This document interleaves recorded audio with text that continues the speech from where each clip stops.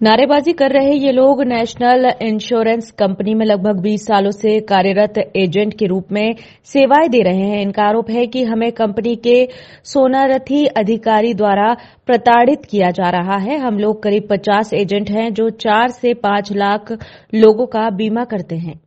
Sir, हम लोग national insurance company के लगभग 20 साल से अभिकर्ता साथी हैं। यहाँ पर लगभग 50 एजेंट हैं। जबलपुर में लगभग ऐसे 4 से 5 लाख लोगों का बीमा करते हैं हम लोग। लेकिन पिछले 8 महीने से जब से मिस्टर सोनार्थी जी जबलपुर आए हुए हैं, तब से वो अपनी कार्यशैली को लेकर हम लोगों को बड़ा प्रताड़ित कर रहे हैं। जो उनकी कार्य है उसको लेकर उन्होंने हमेशा हम लोगों को अंडर राइटिंग में, चाहे फ़ोटो का अप्रूवल हो, चाहे किसी भी टाइप का उसमें हो, इसके पहले हम लोगों ने 20 साल में इतना बुरा समय नहीं देखा जितना इनके कार्यकाल में देखा है। इसी बात को लेकर हमने अभी बीच में निहोरे जी आए थे हमारे इंदौर से, और उसके पहले विनय शुक्ला जी भी डीजीएम आए थे। इनकी शिकायत बाकायदा हमने उन्हें मीटिंग में रखी हुई थी, लेकिन अभी तक इसका कोई सोल्यूशन हमको नहीं निकला।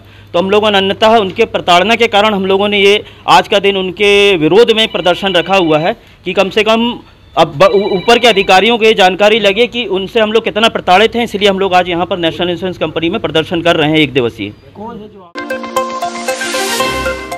जबलपुर पुलिस ने एक पेट्रोल पंप पर डकैती डालने की योजना बनाते 6 बदमाशों को गिरफ्तार किया है। पकड़े गए बदमाशों में सोनू गौड़ की हत्या करने वाला सतीश यादव भी पुलिस के हत्थे चढ़ गया, जो काफी लंबे समय से फरार चल रहा था। दरअसल जबलपुर के थाना गोरखपुर में विजय यादव और उसके भाई सतीश यादव की गैंग शहर में चलती है, लेकिन नरसिंहपुर जिले में हुए एक एनकाउंटर में विजय यादव मारा गया था। उसके बाद उसका भाई सतीश यादव इस गैंग का मुखिया बनकर गैंग का संचालन कर रहा था।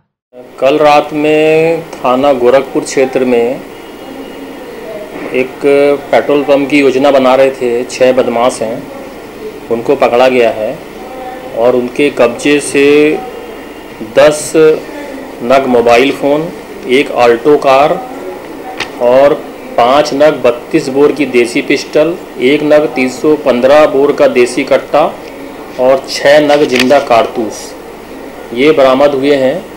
और इनकी योजना ये थी कि किसी पेट्रोल पंप पे लूट की जाए, पर लूट करने से पहले ही इनको पुलिस ने पकड़ लिया है। और ये इनमें से कुछ बदमाश जो हैं पुलिस से लुका छिपी का खेल भी खेल रहे थे और ये आए दिन अपराधों में भी लिप्त थे और इनके पुराने रिकॉर्ड भी हैं। तो थाना गोरखपुर में भारतीय दंड विधान की धारा 399, 402 और भारतीय आयुध अधिनियम की धारा 25 और 27 के तहत पंजीबद्ध कर इनको जेल भेजा गया है। मध्य प्रदेश में 28 मार्च से गेहूं खरीदी प्रारंभ होने जा रही है, जिसकी तैयारियों को लेकर कलेक्टर कार्यालय में किसान प्रतिनिधियों के साथ बैठक आयोजित की गई। कलेक्टर कार्यालय में प्रत्येक माह किसान प्रतिनिधियों की बैठक किसानों की समस्याओं को लेकर आयोजित की जाती है। इसी माह से गेहूं खरीदी प्रारंभ होने की वजह से किसानों ने खरीदी में आने वाली अनेक समस्याओं जैसे खरीदी केंद्र बढ़ाए जाने और किसानों के रजिस्ट्रेशन को लेकर आने वाली समस्याओं के निराकरण के लिए कलेक्टर को जानकारी दी। एक दिन पहले आज शुक्रवार के दिन ये बैठक आयोजित हुई। इसमें सभी विभाग के अधिकारी उपस्थित होते हैं, जिसमें कृषि विभाग हो गया, विद्युत विभाग, सिंचाई विभाग, सहकारिता विभाग, नहर विभाग, सारे लोग इसमें हमारे अधिकारीगण उपस्थित होते हैं। और जबलपुर ज़िले से विभिन्न क्षेत्रों से जो हमारे कृषक प्रतिनिधि आते हैं वो अपने अपने क्षेत्रों की समस्याओं पर चर्चा करते हैं। आज विशेष रूप से सिंचाई पर बातचीत हुई और निर्देश ये दिए गए हैं कि समय रहते हुए सबसे पहले सभी नहरों की पूरे ज़िले में साफ़ सफाई पूर्ण रूप से कर दी जाए और टेल एंड तक, अंत तक हमारा किसान जो है पानी का उपयोग कर पाए, ऐसी व्यवस्था सुनिश्चित करने के लिए कलेक्टर ने निर्देशित किया है। साथ साथ में विद्युत कंपनी के लिए भी उन्होंने निर्देशित किया है कि जितने भी ट्रांसफार्मर फेल बिगड़े हुए पड़े हैं उन्हें तत्काल सुधरवाया जाए। जहाँ जहाँ लाइनें ख़राब हैं वो लाइनें ठीक की जाए और जहाँ बिजली कम प्राप्त हो रही है, लोड जहाँ पर कम मिल पा रहा है, वहाँ पर जो है सही वोल्टेज की बिजली उपलब्ध कराई जाए। और साथ साथ में उनको ये भी निर्देश दिए गए हैं कि जहाँ जहाँ भी बिजली के बिलों में गड़बड़ियाँ हैं वहाँ शिविर लगा करके उन बिजली के बिल जो है वो दुरुस्त करवाए जाएँ। कृषि विभाग में हम लोगों ने यूरिया और डीएपी के लिए डबल लाख और केंद्र अधिक खोले जाने की मांग की है, ताकि जो दबाव पड़ता है भीड़ का वो एक सेंटर पर ना पड़ पाए। तो उसके लिए भी प्रस्ताव बनाने का हमारे कलेक्टर महोदय ने हम लोगों को आश्वस्त किया है और इस तरह से हमारी सारी समस्याएं किसानों की कलेक्टर महोदय की जो ये मासिक बैठक हो रही है, इससे हमारे जो उसके निराकरण के रास्ते खुले हैं और हमें उम्मीद है कि इससे हमारे किसानों को बहुत कुछ लाभ होगा। जी, गेहूं की खरीदी जो है 28 मार्च से शुरू होने वाली है और इसकी सारी व्यवस्थाएं कर ली गई हैं और अब की बार उसमें जन भागीदारी के माध्यम से सुलभ और सुगम खरीदी हो पाए, तो इसके लिए जो है कार्य योजना पर भी बातचीत हुई। और जो लंबित भुगतान अभी धान का पड़ा हुआ है, डीएमओ ने बोला है कि 2 दिन के अंदर कुल 83 किसानों का अभी ज़िले में भुगतान लंबित है, उनको कल तक के ऑफलाइन पेमेंट करके उनका भुगतान कर दिया जाए। प्रत्येक माह जो है ये बैठक आयोजित की जाती है, तो उसी तारतम्य में आज की बैठक थी और मुख्यतः ये एक ओपन हाउस डिस्कशन रहता है, जिसमें पुराने बैठक में जो मुद्दे आए थे उसमें हम लोग जो भी प्रोग्रेस रहती है वो बताते हैं कि पिछले बार जो मुद्दे उन्होंने बताए थे, जैसे कहीं नहर की टूट फूट थी, कहीं ट्रांसफार्मर की समस्या थी, स्पेसिफिक इश्यूज़ रहते हैं, उस पर संबंधित विभाग कार्रवाई करके आते हैं। तो उस पर जो कृषक भाई थे उन्होंने अपना संतोष व्यक्त किया कि पिछले बार के इश्यूज़ में पर्याप्त समाधान की स्थिति हुई है। इसके अलावा जो उपार्जन आगे होने वाला है उसमें केंद्र स्थापना को लेके हम लोगों के द्वारा उनको जानकारी दी गई है कि एसडीएम लेवल पे प्रत्येक ब्लॉक में बैठक करके किसानों की सुविधा को ध्यान में रखते हुए केंद्रों का चिन्हांकन किया जाएगा और मूलतः खाद बीज आदि को लेके जो व्यवस्थाएं बनानी चाहिए उस पे भी चर्चा की गई। बहुत सकारात्मक चर्चा रही है। जो स्पेसिफिक इश्यूज़ आज बताए गए हैं उसको भी नोट कर लिया गया है और उसको अगली बैठक तक पूर्ण करके पुनः फिर अगले महीने ये बैठक आयोजित की जाए। प्रधानमंत्री बहना योजना को लेकर अपना फॉर्म जमा करने लोक सेवा केंद्र आने वाली मुख्यमंत्री की बहनों को भारी भीड़ के चलते परेशानियों का सामना करना पड़ रहा है। कलेक्टर कार्यालय में फॉर्म जमा करने वाली महिलाओं की भीड़ के पीछे कारण यह है कि यहां पर मौजूद काउंटर सीमित है, जिसके चलते जहां इन फॉर्म लेने वालों को परेशान होना पड़ रहा है, वहीं इन फॉर्म जमा करने आई बहनों को भी तकलीफ उठानी पड़ रही है। मूल निवासी आय प्रमाण पत्र बनाने के लिए। किस वजह से? प्रधानमंत्री बहना योजना के कारण बनाने आए। मुख्यमंत्री यहाँ क्या समस्या जा रही है? भीड़ भाड़ बहुत ज़्यादा है, थोड़े काउंटर ज़्यादा रहना चाहिए कि व्यवस्था से काम हो। 1 घंटा तो एक फॉर्म के लिए लग रहा है। सीएम साहब ने जो नई योजना चालू की है बहना योजना, लोगों को ये लग रहा है कि उसकी लास्ट डेट 15 तारीख है, जबकि उन्हें ये नहीं पता कि 15 तारीख से स्टार्ट है और 30 अप्रैल तक जाने 1.5 महीने फॉर्म बन। लोग पैनिक कर रहे हैं, इसलिए इतनी भीड़ लग रही है। इतनी भीड़ होने पूरे एमपी में भीड़ होने का सर्वर डाउन हो गया है, सर्वर चल नहीं रहा, इसलिए इतनी भीड़ लग रही है। और उसमें काउंटर हम इसलिए नहीं बढ़ा पा रहे हैं कि जब सर्वर ही नहीं चल रहा है, काम ही नहीं हो रहा, साइड ही बंद हो जा रही है 11 बजे। अब जितना हो सकता है हम लोग काम कर रहे हैं और बाकी हम मैनुअल लेके कर रहे हैं। लगभग कितने लोग पहुँच रहे हैं? मतलब बहना योजना में करीबन हमारे पास आए मूल मिला के 600-700 आवेदन पर डे आ रहे हैं। गोमती पुलिस ने क्राइम ब्रांच के साथ मिलकर बीती रात करीब 1:30 बजे रेलवे पुल नंबर 4 के पास खड़े 3 शातिर बदमाशों को गिरफ्तार किया है। बदमाशों के पास से पुलिस ने 2 पिस्टल और 2 चाकू जब्त करते हुए पूछताछ शुरू कर दी है। पकड़े गए आरोपियों के नाम अभिषेक दुबे 22 वर्ष निवासी शंकर नगर माडोताल, सचिन उपाध्याय 21 वर्ष निवासी ग्रीन सिटी और अरुण टप्पो 22 वर्ष निवासी चंडाद भाटा गोहलपुर सामने आए हैं। कल रात मतलब आज की रात 3 तारीख की 2 और 3 की रात की घटना है। ऐसी सूचना प्राप्त हुई थी कि 3-4 लड़के चौथा पुल के पास कोई घटना करने के उद्देश्य से इकट्ठा है और इस सूचना पर क्राइम ब्रांच के कर्मचारियों को और मेरे थाने का स्टाफ था, उनको सबको साथ में लेकर के रवाना हुआ था।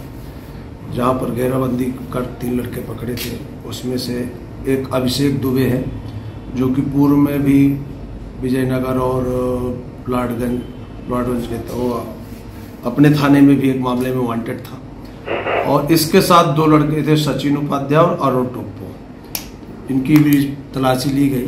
तो अभिषेक दुबे के पास से एक पिस्टल और एक जिंदा राउंड, सचिन के पास से एक पिस्टल और 2 राउंड और अरुण के पास से एक चाकू बरामद हुआ था, जिनको बाकायदे थाने ला करके पूछताछ की गई, FIR की गई। बाद में पूछताछ पर वो अपने थाने के एक मामले में अन्य मामले में फरार था, वो चाकू बरामद की गई है। थाना बेलबाग और थाना विजयनगर के अपराधों में भी अभिषेक फरार था, उसमें भी गिरफ्तारी की गई है।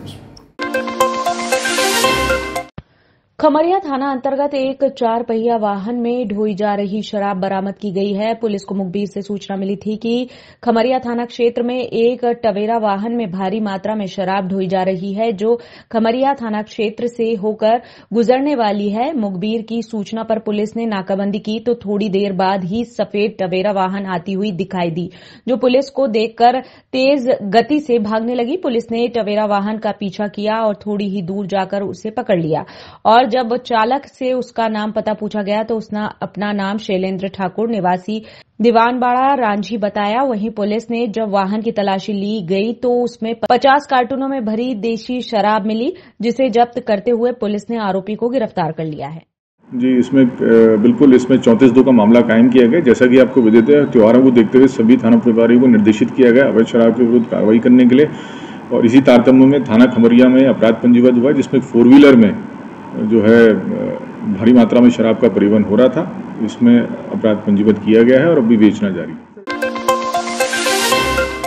मध्य प्रदेश शासन की वाहन चालक यांत्रिक कर्मचारी संघ ने आज रिंकू विहिच को एक ज्ञापन सौंपा। वाहन चालक संघ के अध्यक्ष सुनील गौतम ने बताया कि नगर निगम में आउटसोर्स के कर्मचारियों का शोषण हो रहा है। जिस तरह भोपाल और छिंदवाड़ा में आउटसोर्स के कर्मचारियों को कलेक्ट्रेट रेट पर वेतन मिलता है, उसी तरह जबलपुर में भी आउटसोर्स के कर्मचारियों को वेतन मिले।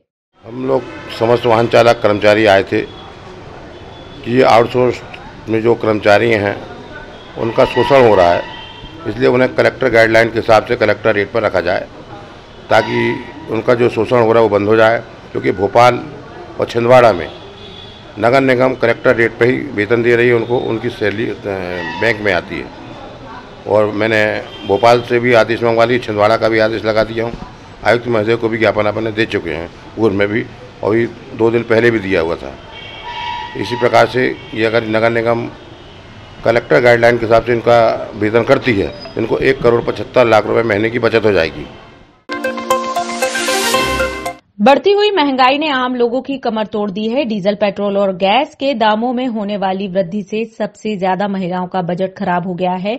आज महंगाई के खिलाफ महिला कांग्रेस ने धरने पर बैठकर मध्य प्रदेश सरकार का विरोध किया। महिला कांग्रेस नेता ने बताया कि मुख्यमंत्री शिवराज सिंह चौहान जो भी घोषणाएं होती है वह सिर्फ महिलाओं को बरगलाने के लिए होती है। उन्होंने कहा कि मुख्यमंत्री शिवराज सिंह चौहान की जो भी घोषणाएं होती है वह घोषणाएं महिलाओं को बरगलाने के लिए होती है।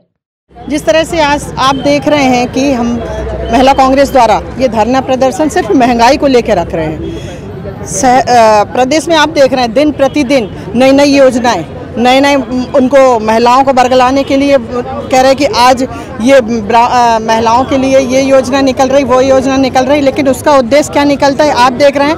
पेट्रोल डीजल के साथ साथ अब गैस मूल्य वृद्धि जो है दिन प्रतिदिन बढ़ती जा रही है। अभी आज देखें परसों के दिन 50 रुपये फिर बढ़ा दिए गए हैं। आप 1,000 रुपये बहनों को देने के लिए तैयार हैं और 1,000 रुपये से यानी 1150 रुपये की वृद्धि हो गई, अपने गैस सिलेंडर मिल रहे हैं। तो ये 1,000 रुपये में बहनाएं क्या करेंगी?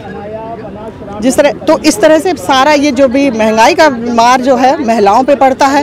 इस उद्देश्य को लेके चाहे वो गैस हो, सिलेंडर हो, गैस सिलेंडर हो, पेट्रोल डीजल हो, उसमें भी हमारी बच्चियां हैं, कॉलेज जाती हैं, स्कूल जाती हैं, उसके लिए भी उनको पैसे की ज़रूरत पड़ती है।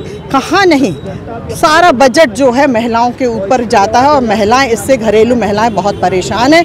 इस सब को लेकर चाहे आप खाद्य पदार्थ को भी देखें, आज दिन प्रतिदिन महंगाई बढ़ती जा रही है। इस महंगाई को जिस तरह की सुरसा की तरह मुंह फाड़े ये महंगाई खड़ी है और इसका सीधा सीधा प्रभाव महिलाओं पर पड़ता है। हम महिलाएं घर में कैसे करके बच्चों को पालें, या नहीं तो फिर पति, आजकल अभी कोरोना के मार के कारण हमारे जो घर के सदस्य हैं वो इतनी कमाई भी नहीं हो रही जितना कि ये महंगाई हम लोगों को परेशान कर रही है। इस सब को लेके आज महिला कांग्रेस द्वारा ये धरना दिया गया है और हम इस गैस सिलेंडर को यहीं पर इनको विसर्जित करते हैं, क्योंकि यदि महिलाओं को अभी देखिए आप मिट्टी का तेल मिलता था, कम से कम वो 2 जून की रोटी अपने बच्चों को खिला सकती थी, वो भी बंद कर दिया गया है। अब ये योजनाएं स्मृति ईरानी जब 350 रुपये गैस सिलेंडर की कीमत थी तब वो सिर पे लेके नाचती थी। अब कहाँ गई हैं वो स्मृति ईरानी, कहाँ गए हैं वो मामा जो अपनी भांजियों की रक्षा नहीं कर सकते? उनको हर चीज़ के लिए, महिलाओं के लिए जो परेशानी हो रही है, सारी चीज़ें महिलाओं, इस विरोध में हम लोग आज ये प्रदर्शन रख रहे हैं। धरना प्रदर्शन शांतिपूर्वक हम लोग ये धरना प्रदर्शन कर रहे हैं। जय हिंद, जय भारत, जय कांग्रेस।